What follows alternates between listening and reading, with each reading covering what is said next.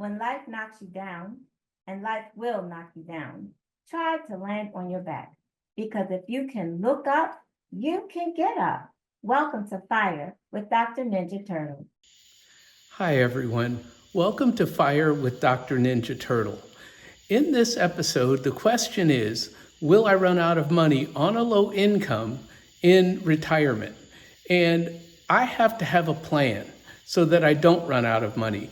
Now, my plan prior to retirement was to have my side hustle replace my 9-to-5 income. Now I'm having my rental income replace my side hustle income. Now, I am still keeping parts of those incomes as part of my streams of income. My original W-2 job, I retired and got a pension. That took a little while because I took delayed pension, which I'll talk about in a future episode. Then I took my side hustle income, which is teaching, and now my rental income is going to replace my side hustle income, which is teaching. I'm not going to quit teaching. I can just invest my teaching income because my rental income is now replacing that income. Now, eventually, someday, I will take Social Security, and that will replace my rental income and my teaching income and my pension. So between Social Security and my pension, that will give me enough to live on because I'm very frugal. So one of the things that I wanted to talk about is growing the gap. You have to grow the gap between your income and your expenses. And that's what I've done. Because I have multiple streams of income and I don't spend them all, I can invest the streams of income and grow more money and more income for the future.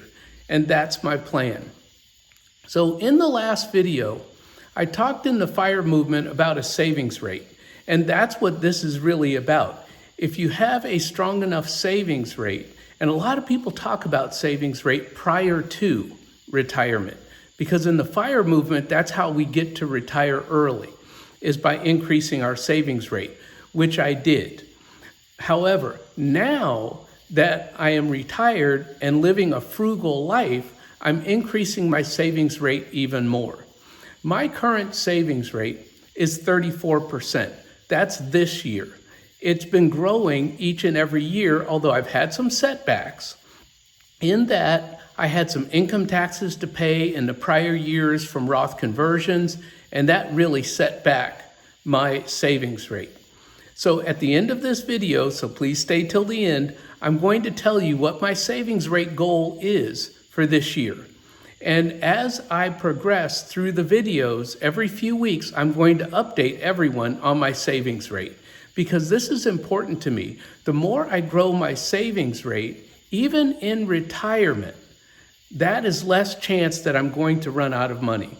And so that's my plan. So the typical retirement is that you build up money in a brokerage account or in 401ks, and then you stop working, you stop income, maybe you take Social Security, maybe you have a pension, but you stop working and you just start drawing down on your 401k or your brokerage account.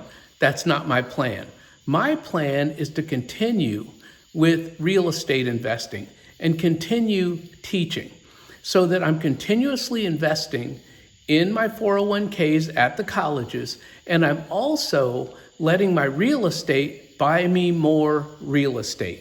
And I'll talk about that more in the next video when I get to debt to income ratio. But in this video, I really want to talk about the savings rate and how a savings rate is calculated. A savings rate is calculated by taking your net income plus all of the different things that you save, which is, let's say I've got a high yield savings account. I also have an HSA, which I started in retirement. I didn't even know that the federal government offered HSAs until I saw it on a video on YouTube. So I study a lot on YouTube. And I was able to get an HSA in retirement that I can only use until I'm 65. So I have a limited time to build up those HSA savings. I also have the W-2 income from my colleges. So as I save into those 401ks, those get added in. So you take your net income, what you bring home, right? What I bring home and what I spend, I take that net income plus all of my savings. Now, this also includes when I send extra money to pay the federal government, because they don't take out enough taxes in my teaching income to actually pay my teaching income. It's one of those things.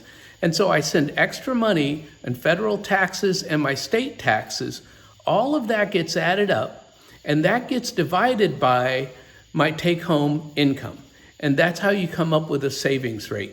There are many calculators out there to help you find your savings rate. There's one particular website that is really fabulous, which is Physicians on Fire. He has a number of calculators when you sign up for his newsletter that will give you all kinds. It can estimate how long it will take you to fire. It can estimate your savings rate. And so that's what I do, is I track my savings rate, and I'm always trying to increase my savings rate. Now, the Money Guy on YouTube, they talk about a 25% savings rate. Dave Ramsey talks about a 15% savings rate. And as I mentioned, I'm at 34%. I'm always trying to exceed what everyone else's recommended savings rate is. And that's what I recommend that everyone do if you want to fire and not run out of money. And so let's talk about, first I want to ask everyone to subscribe and recommend my channel to anyone who has been knocked down by life.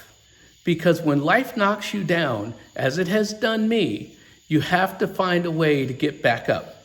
And that's what I've done. Some years I'm having good years, other years I'm having bad years. But either way, I have to get back up and try again. So let's go on to how I'm going to end this video, which is by telling you my savings rate goal for this year. And we're going to see. I want you all to hold me accountable and see if I can make it. And I'm not saying things won't happen that may mess me up, but I'm going to do my best. So my savings rate goal for 2024 is 69%. Yes, I've never done 69% before, but I feel confident that I can save 69% of the money that I bring in because I don't have a lot of expenses. The next thing I want to do is I want to give you the quote of the day, which is, "The future belongs to those who believe in the beauty of their dreams." That's my quote for the day. And so I'm going to end the video with, remember this: never let your past determine your future.